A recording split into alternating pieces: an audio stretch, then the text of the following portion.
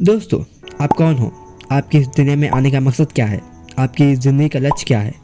किस कारण आपने इस दुनिया में जन्म लिया? क्या आपके पास इन सारे सवालों का जवाब है?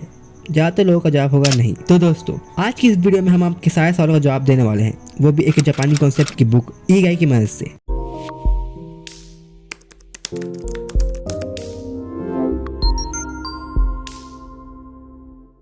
इस कॉन्सेप्ट को समझने के लिए आप एक कहानी सुनो। जापान के एक आइलैंड पर एक औरत कुआं थी। वो मरने वाली थी। उसे सपना आया कि वो मर गई है और स्वर्ग में पहुंच गई। वहाँ उसे अपने पूर्वज की आवाज आती है। वो उससे पूछते हैं, तुम कौन हो? वो जवाब देती है, मैं मेयर की बीवी हूँ।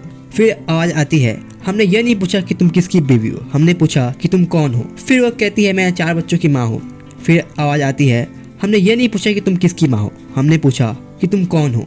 फिर उस औरत ने जवाब दिया, मैं एक स्कूल टीचर हूँ। फिर आवाज आई, हमने ये नहीं पूछा कि तुम कौन सा काम करती हो, हमने पूछा कि तुम कौन हो। इस तरह उस औरत ने कई जवाब दिए। उसने अपना नाम बताया, धर्म बताया और कई सारे बातें, पर वो यह नहीं बता पाई कि वो कौन है। फाइनली उसने कहा कि मैं वो हूँ जो हर दिन अपना परिवार का ख्याल रखने के लिए उठती हूँ। मैं वो हूँ जो बच्चों को पढ़ाकर उनके माइंडसेट बदलना चाहती हूँ। उस औरत का यह जवाब एक्सेप्ट कर लिया गया और वो कुआं से बाहर आ गई। कुछ दिनों बाद वो ठीक हो गई। इस पूरी घटना ने उस औरत को उसकी जिंदगी का पर्पस समझा दिया। इसके बाद वो फैमिली की और ज्यादा केयर करने लगी और बच्चों को और ज्यादा अच्छे से पढ़ाने लगी। फाइनली उस औरत को अपना इगाई मिल गया था। उसके बाद उस गांव के हर एक इंसान को अपना इगाई पता करना एक बहुत ही इंपॉर्टेंट काम लगा। यह इंसिडेंट जापान के ओकिनावा आइलैंड में हुआ था। वहाँ पर आज भी हर कोई अपना इगाई ढूंढ कर ही अपनी लाइफ जीता है।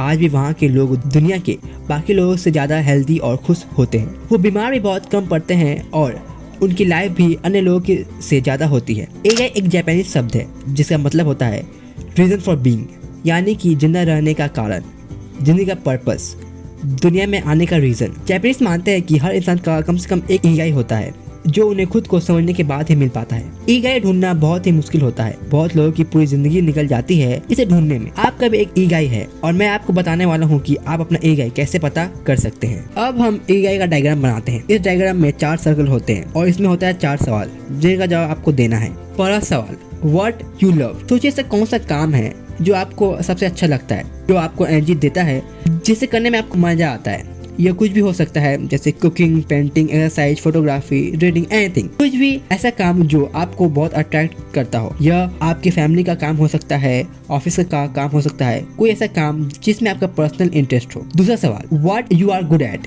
आप कौन से काम में अच्छे हो, कौन से काम में आप एक्सपर्ट हो, आपके पास कौन से स्किल्स है। तीसरा सवाल, व्हाट द वर्ल्ड नीड्स। तीसरा सवाल यह पता करने के लिए दुनिया को आज के डेट में किस चीज की जरूरत है। और चौथा और आखिरी सवाल, what you can be paid for. इसमें वो चीजें आती हैं जिसे करके आप पैसा कमाते हो, जिसके बदले लोग आपको पैसा देते हैं या आपको लगता है कि लोग आपको उस काम के बदले पैसा दे सकते हैं। फर्स्ट और third question, what you love and what the world needs के बीच की इंटरसेक्शन में जो काम आएगा वो आपके मिशन होंगे। मतलब what you love and what the world needs के सर्कल के बीच में जो कॉमन काम है वो आपके लाइफ के मिशन होंगे। थर्ड और फोर्थ सर्कल के कॉमन कामों को कहते हैं वोकेशन, जो कि इन दोनों के बीच के इंटरसेक्शन में आते हैं। यानी कि ऐसा काम जिसकी दुनिया को जरूरत भी है और उसके लिए लोग आपको पैसा देने के लिए भी तैयार होंगे। फोर्थ और सेकंड सर्कल के बीच के इंटरसेक्शन को कहते हैं प्रोफेशन, यानी कि ऐसा काम जिनमें आप अच्छे भी हो और एक्सपर्ट भी, और जिसके लिए लोग आपको पैसा देने के लिए तैयार है या होंगे। ये काम आपका होगा प्रोफेशन। और लास्ट में फर्स्ट और सेकंड सर्कल के बीच के इंटरसेक्शन को कहते हैं पैशन, यानी कि ऐसे काम जिनमें आप एक्सपर्ट भी हो, आपको उन कामों से प्यार भी है, वो होता है आपका पैशन। एक बार जब आप अपना पैशन ढूंढ लोगे तो आपको अपना इगाई ढूंढना आसान हो जाएगा। और अब हम पैशन के ऊपर बात करते हैं। सबसे पहली बात, आपको अपना पैशन जानने के लिए खुद को जानना होगा, अपने पर्सनैलिटी को जानना होगा। नाकाम लोगों की एक खराबी यह होती है कि वो खुद के बारे में नहीं जानते। और दूसरी बात, आपको यह ध्यान देना होगा कि आप अपना ज्यादातर टाइम कहाँ बिताते हो, क्या करते हुए बिताते हो। अगेन, नाकाम लोगों की ये भी एक खराबी होती है कि उन्हें पता ही नहीं होता कि वो अपना टाइम कहाँ बिता देते हैं और उनका दिन कैसे निकल जाता है। इन्हीं वजह से लोग आगे नहीं निकल पाते हैं। सभी कामयाब लोग, बल्कि महान लोग पहले भी थे और आज भी है, उन सबका भी यही कहना है, जब तक इंसान खुद को नहीं जानता वो आगे नहीं बढ़ सकता। अब यहाँ से जो मैं आपको बताने जा रहा हूँ उसे आप नोट करो, तभी आप आगे वाले पॉइंट्स को समझ पाओगे। पैशन ना मिलने का सबसे बड़ा रीजन यह है कि लोग उन कामों में ज़्यादातर समय लगा देते हैं जिन्हें ना ही वो पसंद करते हैं और ना ही उन कामों में वो अच्छे होते हैं। तो यही देखने के लिए कि आप अपना समय कहाँ लगा रहे हो, हम एक एक्सरसाइज करेंगे। सबसे पहले आप अपने कॉपी में एक बड़ा स्क्वायर बनाओ और उस स्क्वायर को 4 स्क्वायर में डिवाइड करो। पहले स्क्वायर में ऊपर लिखो, ये काम मुझे पसंद है और इनका मैं एक्सपर्ट भी हूँ। इस स्क्वायर में आप वो सारी चीज़ें लिखो जिसे करना आपको अच्छा लगता है और जिन कामों में आप एक्सपर्ट हो। जैसे हो सकता है आपको कुकिंग करना पसंद हो, कोडिंग या पेंटिंग करना पसंद हो और आप इसमें एक्सपर्ट भी हो। दूसरे स्क्वायर में ऊपर लिखो, यह काम मुझे पसंद है पर यह काम मुझे अच्छे से करने नहीं आते। यानी ऐसे काम जिन्हें आप बहुत पसंद करते हो लेकिन वो आपको करने नहीं आते या अच्छे से करने नहीं आते। आपका दिल तो बहुत करता है वो काम करने के लिए। जैसे आपको कोडिंग अट्रैक्ट करता हो लेकिन आप उसमें अच्छे नहीं हो।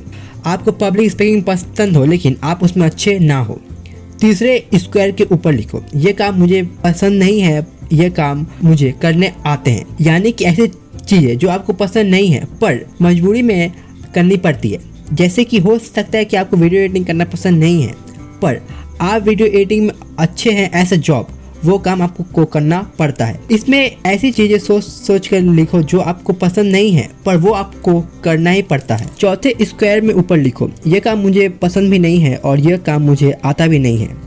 यानी कि ऐसी चीज़ें जो आपको पसंद भी नहीं है, जिस काम के आप एक्सपर्ट भी नहीं हो, वो आपको करना भी नहीं आता, फिर भी वो काम आपको मजबूरी में करना ही पड़ता है। जैसे कि आपको अपना रूम साफ करना, हो सकता है कि आपको आपका रूम साफ करना पसंद ना हो और यह काम आपको आता भी ना हो पर फिर भी आपको मजबूरी में करना ही पड़ता है। अब जब आप यह लिख ले तब आप देखिए कि आप ज़्यादातर कौन से कामों को करने में अपना समय बिताते हो। कितना समय आप वो काम करते हो जिन्हें आप पसंद करते हो और जिनमें आप अच्छे भी हो, और कितना समय आप वो काम करते हो जो आपको पसंद नहीं है। ज़्यादातर लोग जो काम उन्हें पसंद नहीं है वो करने में अपना समय बिताते हैं, इसलिए उन्हें अपना पैशन नहीं मिल पाता। यानी कि वो आखिरी के 2 स्क्वायर में अपना ज़्यादातर समय लगाते हैं। आपको अपना पैशन ढूंढना है तो आपको ऊपर वाले कामों को करने में ज़्यादा टाइम देना होगा। बिना अपने करंट जॉब को छोड़े हुए आपको यह कोशिश करनी होगी कि ऊपर के स्क्वायर में दिए गए कामों को करने में अपना ज़्यादा टाइम निकालो।